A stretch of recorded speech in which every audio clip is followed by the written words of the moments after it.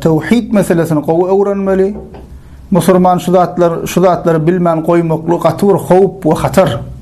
Bir musulmanyň tevhidi düşünmezligi ýalakda manisini bilmeýşi, rukununy bilmeýşi uly bir afat musulman üçin. Şonuň üçin musulmanlar gaty ähmiýet bermeli gerek bolsa ýatmalar, iýmeler, içmeler, nämetmeli kitaplar tapmaly, wagtlar dinlemeli, tevhid meselesini gowy öwrenmeli. Daştagurymyza da öwretmeli, çağlarymyza, ýakynlarymyza näme? İnsanlar gowy düşünsinler, gowy bilsinler. Kalplerine Allah Taala'dan gaýry hiç bir baglyk bolmasyn. İmanlar dogry bolsun. Çünki biz halat etjek zat näme? Dogry iman. Ve Allah Taala'nın buyuran zatlarynyň iň beýigi musulmanlygynyň tevhiddir. Allah Taala'nın buyuran zatlarynyň iň beýigi sonra haýsy şul?